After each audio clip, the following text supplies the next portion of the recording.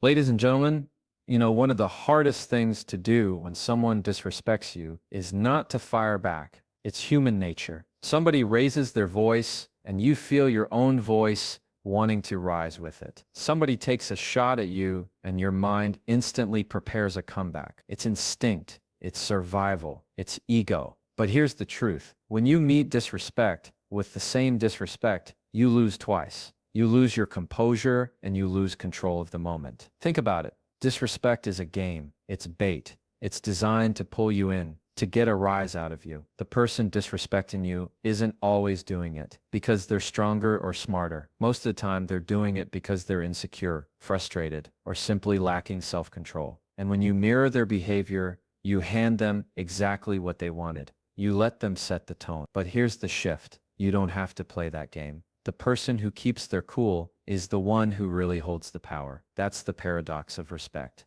It doesn't come from demanding it. It comes from demonstrating it. You don't need to shout to be heard. You don't need to argue to prove a point. When you show calm authority, people notice, even the disrespectful ones. They may not admit it, but they feel it. Let me put it this way. Every interaction is like a stage. There's energy in the room, and everyone is watching, even if it's just the people involved. If someone disrespects you in front of others, all eyes shift to see how you'll respond. Do you lose your balance and react emotionally? Or do you stand steady, calm, measured, because that moment tells everyone in the room who really has control? And I'll tell you something, control is respect in action. Psychologists talk about emotional regulation, the ability to feel an emotion without being run by it. It's not about suppressing what you feel. You can feel angry, you can feel hurt, you can feel offended, but you don't let those feelings dictate your actions. That's maturity. That's strength. Because the loudest person isn't the strongest. The calmest person is. Now I know what some of you are thinking. If I don't push back, won't they think I'm weak? No, not if you do it the right way. See, staying calm doesn't mean being passive. It's not about letting someone walk all over you.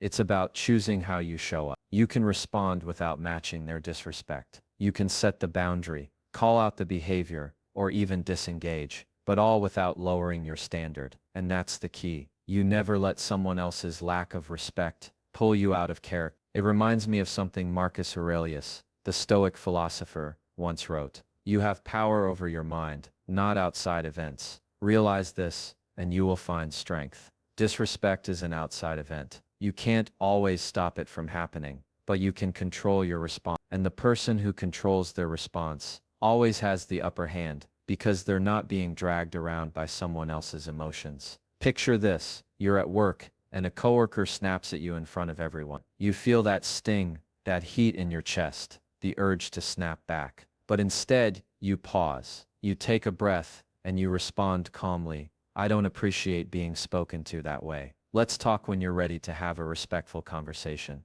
Do you know what happens in that moment? The power shifts. You've shown that their disrespect can't shake you. You've set the tone and everyone watching sees that. Or imagine in your personal life, maybe it's a family member or a partner who's being sarcastic or dismissive. You could get defensive, throw their words back at them, or escalate the conflict. But instead, you choose to stay grounded. You calmly say, I'm not going to argue with you like this. If you want to talk respectfully, I'm here. That's not weakness. That's authority. That's self-respect in action. And here's the deeper truth. When you don't match disrespect, you're not just teaching others how to treat you. You're also teaching yourself. Every time you stay calm, you reinforce to yourself that you are in control, not your emotions, not the other person's behavior. You're building a kind of inner respect, a quiet confidence that doesn't need validation from anyone else. That's what makes you unshakable. Think of it like martial arts. The best fighters don't waste energy swinging wildly.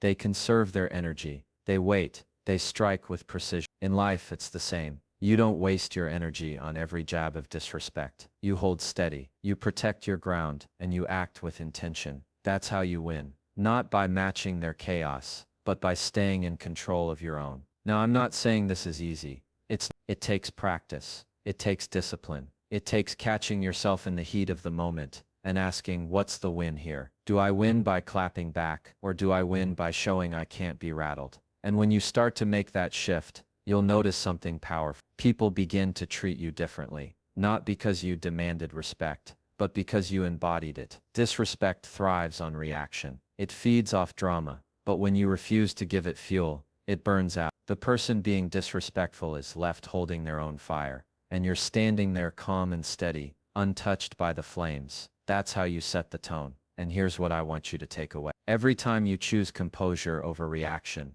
you raise the standard, not just for how others treat you, but for how you treat yourself. Disrespect doesn't define you. Your response does. And when you refuse to match disrespect, you prove something undeniable, that the strongest person in the room is the one who doesn't need to shout to be heard. So the next time someone disrespects you, remember this: the real victory isn't in clapping back. The real victory is in showing them that their behavior has no power over. And when you do that, you don't just protect your respect, you earn it. If staying calm when disrespected is about holding your ground, then protecting your boundaries is about drawing the line. And this is where a lot of people stumble, not because they don't know what their boundaries are, but because they feel guilty for enforcing them. We've been conditioned to believe that saying no is rude, that standing firm is selfish, and that we somehow owe everyone an explanation for why we won't tolerate certain behavior. But here's the truth. Boundaries are not selfish. Boundaries are self-respect in practice. Think about it. Every time you let someone cross your line without saying anything,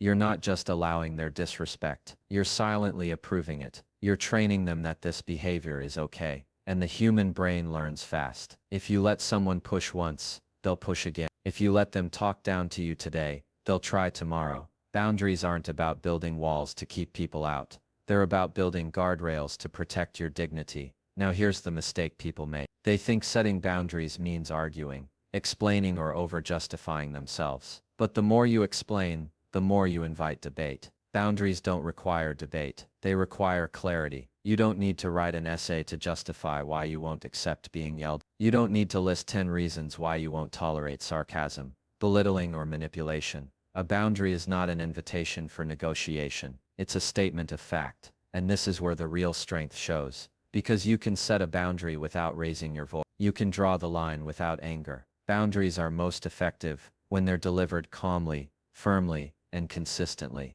Imagine this: someone insults you trying to provoke a reaction. Instead of snapping back or explaining why it hurt, you simply say, "I don't accept being spoken to that way." And then you hold that line. That's simple, that clear, that powerful. It works the same in personal relationships. Maybe you have a friend who constantly cancels last minute, or a family member who uses guilt to get their way. You don't need to argue or plead. You calmly say, "If this keeps happening, I'm going to step back from making plans." That's not cruelty, it's clarity. It's saying, "This is how I expect to be treated, and I respect myself enough not to settle for less." And here's where the psychology comes in. People who disrespect you will often test your boundaries, not once, not twice, but repeatedly. They want to see if you're serious. They want to see if your words match your actions. If you back down the moment they push, your boundary collapses. But if you stay consistent, if your actions align with your words, they'll eventually realize there's no room to negotiate. Boundaries only work when they're enforced.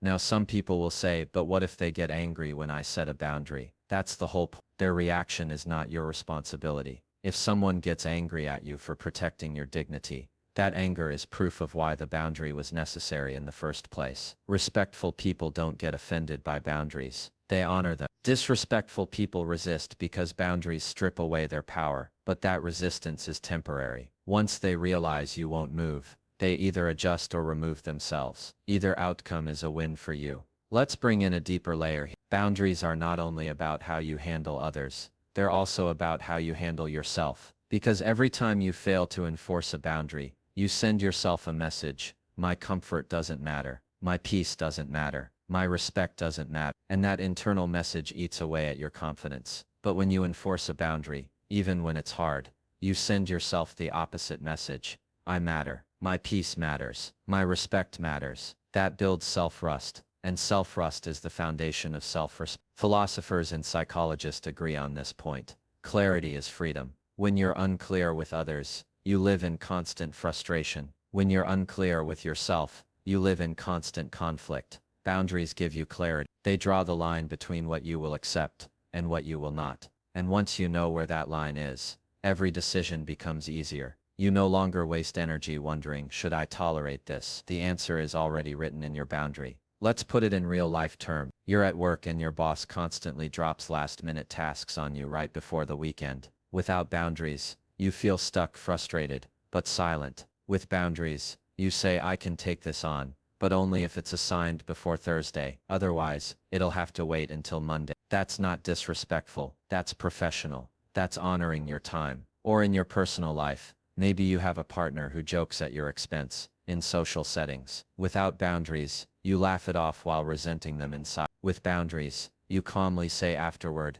I don't appreciate being made the punchline in front of others. If it continues, I'll step away from those situations. You're not attacking. You're not escalating. You're being clear, and clarity is power. Here's what makes boundaries so powerful. They shift the dynamic. Instead of reacting to someone else's behavior, you're defining the rules of engagement. You're saying, this is how I expect to be treated. If you can't meet that, I'll adjust my distance. That's not controlling the other person. It's controlling yourself. And that's all you can ever control. But let me be real. Boundaries aren't easy, especially if you've gone years without setting them. People might be shocked. They might push back. They might accuse you of changing. But that's exactly what's happening. You are changing. You're growing. You're refusing to accept less than respect. And the people who truly value you will adjust. The ones who don't, they'll fall away. And as painful as that might feel, it's actually a gift. Because boundaries don't just protect you from disrespect. They filter out the people who are never going to respect you in the first place. So remember this. Every time you enforce a boundary,